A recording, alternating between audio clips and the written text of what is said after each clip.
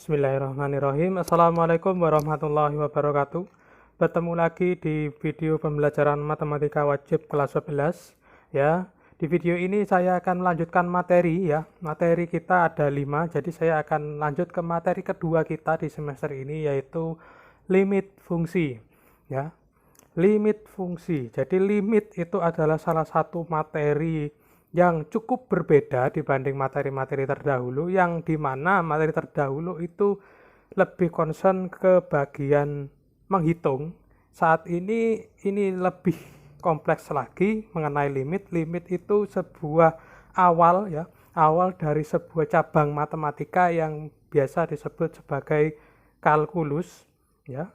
Nanti ada lagi turunan, integral, dan lain sebagainya ya di bab selanjutnya. Ini adalah awalnya, limit ini adalah awalnya dan dasarnya sebetulnya mengenai materi-materi selanjutnya. Jadi mohon untuk materi limit ini diperhatikan baik-baik, dan kalau sangat bisa ya, sangat saya anjurkan untuk mengerti seluruhnya. Baik, kita ke konsepnya dulu ya. Konsep limit. Limit itu kalau diterjemahkan secara kasar mempunyai pengertian pendekatan atau sesuatu yang mendekati. Itu arti dari kata limit itu sendiri. Sedangkan dalam matematika ya, saya akan mencoba menerjemahkan dari pengertian yang ada di buku ini ya. Misalkan f adalah suatu fungsi yang terdefinisi pada interval tertentu. Mudahnya f itu fungsi gitu saja ya. Yang ada c-nya. Kemudian ya, suatu L itu suatu bilangan real. Fungsi f dikatakan mempunyai limit L untuk x mendekati c ditulis seperti ini. Jadi ini ya, maksudnya adalah x mendekati c, maka fx-nya mendekati L. Nah, cara pengertiannya seperti itu. Lambang ini limit fx x mendekati c sama dengan L, itu cara bacanya. Pengertiannya adalah ketika x mendekati c, maka fx mendekati L. Begitu. Jika dapat membuat nilai fx sembarang yang dekat dengan L sedekat yang kita mau. Maaf, kurang jelas ini. Ya. Dengan cara mengambil nilai x dekat dengan x tetapi tidak sama dengan c. Hal ini berarti fx akan semakin mendekati L jika x mendekati c dari dua sisi. Ya, bentuk limit. Ya, ini yang lainnya, pokoknya limit itu pendekatan. Jadi x mendekati c ya, maka fx-nya mendekati L. Langsung saja ke konsepnya saja. Ya, di sini ada grafik suatu fungsi ya. Kemudian c itu di sini. Ketika kita ya mendekatkan nilai x kan sepanjang garis ini semuanya x. Salah satu x-nya adalah c. Ya. Ketika x-nya mendekat ke c, maka fungsinya mendekat ke L. Itu yang dimaksud limit x mendekati c, maka fx mendekati L. Itu yang pertama. Kemudian hal yang lain terjadi. Jika c kita hitung secara langsung tanpa pendekatan, maka nilai c-nya tidak ada di grafiknya, tetapi di bawahnya. Kalau kita misalkan ya, untuk fungsi ini kita misalkan ya, jika kita masukkan c-nya secara langsung, tidak perlu pendekatan, langsung ke c, maka tidak sama. Hasilnya tidak sama. Kemudian jika kita masukkan c ke dalam L, maka tidak terdefinisi. Ya, itu contoh saja. Kita ke contoh yang lebih real. Ada sebuah fungsi ya.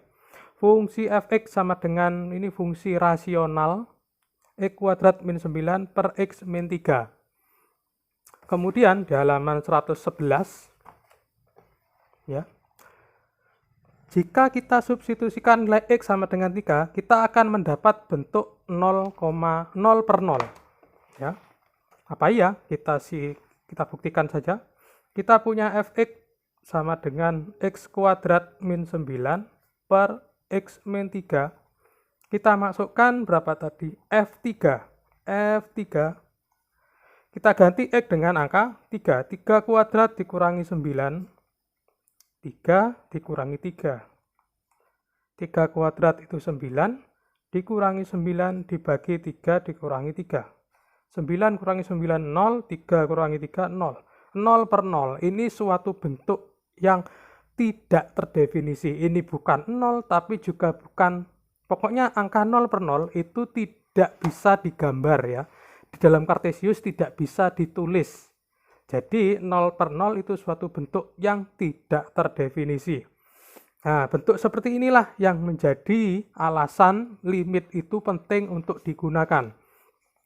Misalkan ya, untuk X mendekati 3 ya, tadi kan masalahnya di 3 yang bentuknya 0 per 0. Jika X tadi kita hitung mendekati 3, tapi tidak 3, ya kita dekati dari kiri, dari angka yang lebih kecil, 2,8. Kalau kita masukkan ke dalam fungsi, hasilnya 5,8. Kalau 2,9 kita masukkan ke dalam fungsi, ini fungsi yang tadi, hasilnya 5,9.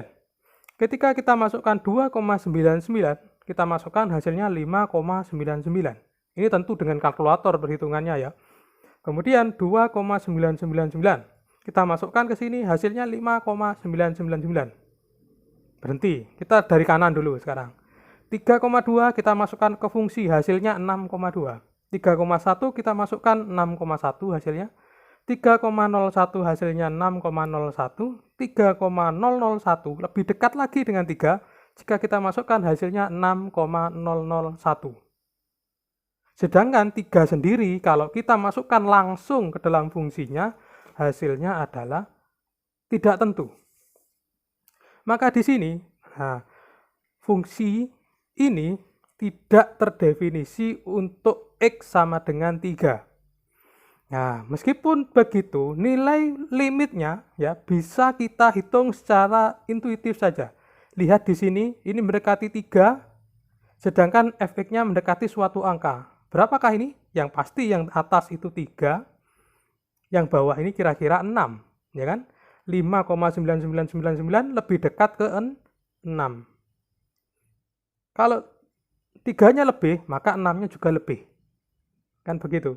Jadi tentu yang di sini itu aslinya adalah 3 dan 6. Tetapi ya, kalau kita buktikan secara langsung hasilnya 0 per 0, tidak terdefinisi. Maka dari itu ya, limit untuk bisa kita tuliskan dengan limit, karena kita tidak bisa menuliskan secara langsung, maka limit X mendekati 3 dari ini ya, limit X mendekati 3 dari suatu fungsi di mana itu X kuadrat min 9 per X min 3. Ya, kita tulis limit X mendekati 3 dari X kuadrat min 9 per X min 3 itu sama dengan 6, sesuai dari yang di sini tadi. Ya, tetapi kalau kita masukkan secara langsung, hasilnya 0,0. Kok bisa begitu? Ya, itu adalah suatu fenomena dalam matematika di mana fenomena itu membuat orang-orang atau ilmuwan dahulu berpikir menggunakan cara lain untuk menghitung. Jadi, anehnya ya fungsi ini, kalau kita masukkan 3 secara langsung hasilnya 0. Tetapi kalau kita analisis dengan suatu pendekatan, ya, maka hasilnya itu 6, angka yang terdefinisi, angka yang jelas. Sedangkan kalau kita masukkan secara langsung, tidak terdefinisi. Karena itu, limit itu bergunanya pada fungsi-fungsi yang unik seperti fungsi yang ini. Kalau di dalam fungsi biasa, ya, pasti limitnya dan cara yang dimasukkan langsung ini hasilnya sama. Kalau fungsinya itu fungsi biasa, misalnya fungsi kuadrat, atau fungsi linear, atau fungsi konstan, atau yang lain fungsi-fungsi yang normal, maka hasilnya ini dan ini itu biasanya sama. Ya. Terus di sini ada definisi lagi, ya, definisi yang lebih menjelaskan mengenai limit. Limit itu ada 2 sebetulnya, karena pendekatan itu ada 2. Yang di sini dari kiri, yang di sini dari kanan. Ya, mendekat ke angka 3. Ini 3 dari kiri, ini mendekat ke 3 dari kanan. Nah, limit itu menyediakan dua-duanya. Jadi, limit itu dua-duanya, mendekat dari kanan sekaligus mendekat dari kiri. Itu definisi ini, maksud dari definisi ini adalah begitu. Jadi, limit itu ada jika pendekatan dari kiri dan dari kanan itu ada, bisa. Begitu definisi atau konsep awal dari limit. Ya, misalkan lebih jelasnya begini, kalau kita punya gambar, misalkan ya, fungsi ini kita gambar, hasilnya begini, misalkan ini. Nah, pasti hasilnya kalau digambar dengan komputer, hasilnya begini. Pada X sama dengan 3, ya, harusnya di sini 6. Tetapi secara gambar, fungsi itu terputus di tengah, ya. Ada bolongannya, ada yang tidak nyambung di sini. Ya, yaitu di mana? Saat X-nya sama dengan 3 dan Fx-nya sama dengan 6, itu fungsinya itu tidak nyambung, bolong di tengah. Ya. Karena itu kalau kita hitung 3 secara langsung hasilnya ini. Tetapi kalau kita gunakan, di sekitar sini ternyata angkanya 5,9, yang di atasnya 6,01, berarti ini kemungkinan itu adalah 6, walaupun kalau kita gambar ternyata kosong. Seperti itu limit. Jadi limit itu suatu pendekatan, bukan nilai aslinya. Intinya seperti itu. Kemudian sifat-sifat limit, ya, sedikit saja saya tambahi. Sifat-sifat limit ini ada 10, ya. Saya akan praktekkan saja biar lebih jelas, ya. Misalkan yang A, limit X mendekati C untuk K, ya, itu sama dengan K. Misalkan ada suatu fungsi Fx sama dengan 3. Ini namanya fungsi konstan. Fungsi seperti ini, di mana di sebelah kanannya tidak ada X-nya, maka berapapun X yang kita masukkan ke sini, hasilnya tetap 3 selamanya. Apapun X yang kita masukkan, hasilnya tetap 3. Maka limitnya juga 3. Sama. Kemudian jika limit X mendekati C dari suatu fungsi yang isinya X saja, Fx sama dengan X saja, tentu kalau kita masukkan F3, hasilnya 3. Kita masukkan F4, hasilnya juga 4. Selalu sama. Limitnya juga begitu.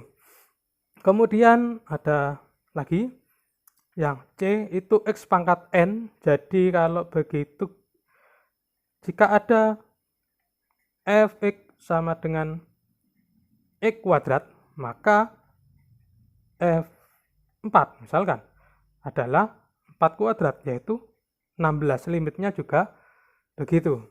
Ya. Kemudian di yang lain sebenarnya sama, ya. Ini ada contoh di bawah. Misalkan contoh ini adalah penggunaan dari ke-10 sifat yang di atasnya. Contohnya ini, limit X mendekati 3 untuk X kuadrat plus 8X min 6. Ya, limit ini menurut sifat yang tadi, sifatnya ada banyak, ya. Ada perkalian, ada penjumlahan, itu bisa disederhanakan menjadi limitnya kita pecah-pecah ke 3 suku berbeda. Ke X kuadrat, ke 8X, dan ke 6. Nah, maksud dari sifat-sifat itu seperti itu. Jadi limit itu bisa berpencar intinya, ya. Bisa berpencar ke masing-masing suku. Kemudian yang di sini juga, ya, setelah terpencar bagi terhadap beberapa suku, misalkan ada yang di sini, ya. Limit yang di sini saya ambil X mendekati 3 untuk X kuadrat, ini bisa kita pecah menjadi limit X mendekati 3, ya, untuk X, dan hasilnya di kuadrat. Jadi kuadratnya bisa keluar, ya, bisa keluar seperti ini. Kemudian limit 8X, 8-nya bisa keluar ke depan. Nah, itu lebih mempermudah, kan. Kemudian jika kita hitung, ya, tinggal masukkan X sama dengan 3 ke dalam setiap suku, maka hasilnya kalian bisa hitung 27. Untuk perhitungan di pertemuan selanjutnya akan saya jelaskan lebih dekat. Kemudian jika ada fungsi yang berkali, ya, yang dihubungkan dengan perkalian seperti ini, limitnya bisa terpencar lagi menjadi limit untuk ini dan limit untuk ini. Jadi intinya dari sifat 10 sifat ini, bahwa limit itu bisa disederhanakan ke masing-masing suku suatu fungsi jika fungsinya itu fungsi yang panjang. Ya, misalkan yang tadi ada limit X mendekati 3 dari yang tadi X kuadrat min 9 X min 3. Ini ya bisa kita rubah juga menjadi bentuk limit X mendekati 3 X kuadrat min 9 per limit X mendekati 3 X min 3. Limitnya bisa berpencar seperti itu. Itu sifat-sifat limit fungsi ya. Baik, dari sini saya kira cukup ya materi limit yang pertama. Untuk pertemuan selanjutnya saya akan membahas cara menghitungnya, cara menghitung suatu limit. Jika ada pertanyaan silakan tanyakan. Saya akhiri sampai di sini. Wassalamualaikum warahmatullahi wabarakatuh.